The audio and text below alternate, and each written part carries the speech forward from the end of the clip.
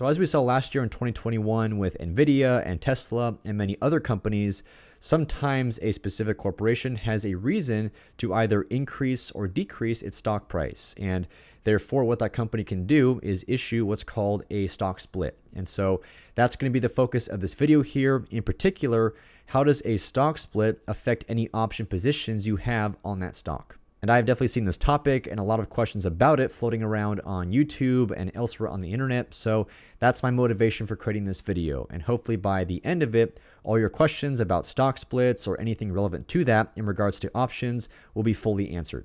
Now, as always, before we dive in here, in case you are brand new to the channel, my name is Scott Reese, and I'm here to help you learn how to trade, invest, and master your finances so you can apply that knowledge in the real world and multiply your money. And in case you want to see more content on trading or investing after watching this video, you can also find me on SKILLSHARE as well, where you can take my very in-depth classes on options trading or stock market investing. And I provided some links to some of the introductory courses of mine in the description of this video below. So be sure to check them out. And when you sign up for SKILLSHARE using any of those links, you'll get a full 1-month free trial.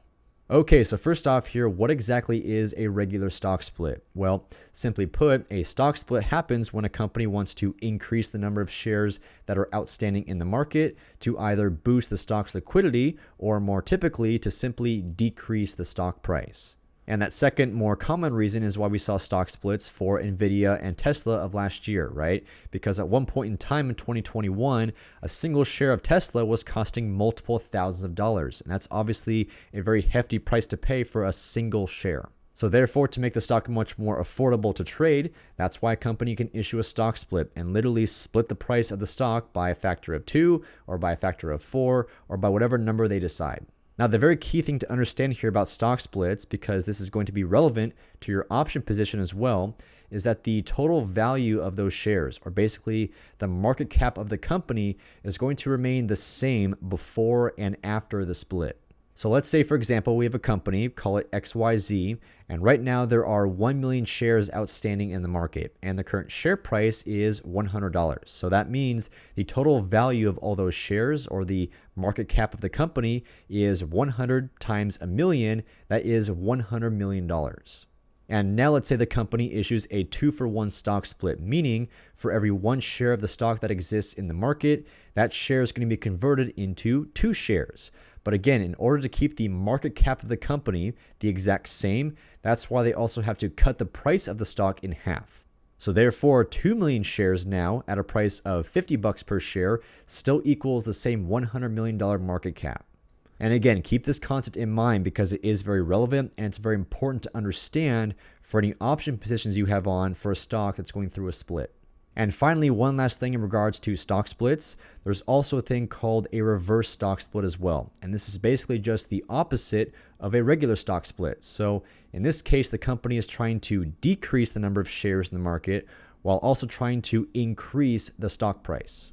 So regardless of which kind of split you may be encountering with your option position, either way, this video is going to show you exactly how that position is going to be adjusted to reflect the new stock price.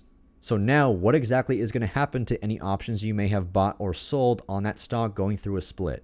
Well, 2 things are going to change. Number 1, the number of shares your contract is tied to is going to be adjusted. So typically options are tied to 100 shares per contract, but in the case of a split, that number is going to be changed. And then also the second thing that's going to be adjusted is the actual strike price. Now, the good news is that number 1, all this will be done automatically for you by the option exchanges and also your brokerage platform. There's actually nothing that you need to do in the case of a stock split. And then also revisiting the idea I mentioned earlier about the value of the company being the same before and after the split, well, the same thing is going to apply to your option position. Specifically, the notional value of your position will be the exact same before and after the split as well. Okay, and so next up, if you want to figure out exactly how those 2 things are going to change for your option position, there are some very basic calculations you can perform. So number 1 here, to figure out the new number of shares your contract is tied to, simply take the split ratio and multiply it by 100, which again, that should be the original number of shares your contract was tied to before the split. And then number 2, to figure out the new strike price of your contract, take the old strike price and multiply it by the inverse of the split ratio. And don't worry if that was a bit confusing because now we're going to take a look at some very detailed examples. So for example, one here, let's say you buy a call option that right now currently controls 100 shares of stock as usual. And the shares of stock are from some company, call it XYZ, and the strike price of your call option is 150 bucks. So of course, when you buy a call option, that gives you the right by the expiration date or perhaps a bit sooner to exercise the contract and therefore buy 100 shares of the stock at your strike price at 150.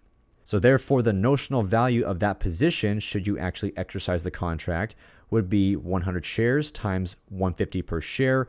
That equals $15,000. That's the notional value. Now, like I mentioned, that number is not going to change after a stock split. So keep that $15,000 in mind here. And now let's say company XYZ announces a 2-to-1 stock split. So in this case, for every 1 share that exists in the market, that's going to be split into 2 shares. And therefore also the current stock price is going to be cut in half. Now to figure out the new number of shares that your call option is going to be tied to, again, simply take the split ratio and multiply it by 100. So in this example, the split ratio is 2-to-1, or as a fraction, 2/1. So therefore, 100 times 2 divided by 1 essentially equals 200 shares. And then for step 2, to figure out your new strike price, simply take the old strike price of 150 and multiply it by the inverse split ratio. So again, if the split ratio is 2-to-1, then the inverse of that is 1-to-2. You just flip things around. So 150 times 1/2 essentially is 75. So there you go. Your call option is going to be automatically adjusted to have a strike of 75, and now it's going to be tied to 200 shares of stock, not 100. And as a result, if we calculate the notional value of this new call option contract, it's still the exact same, right? 200 shares of stock now times a strike of 75 is still $15,000. Nothing fundamentally changes about your position. Now let's take a look at a slightly more complex example.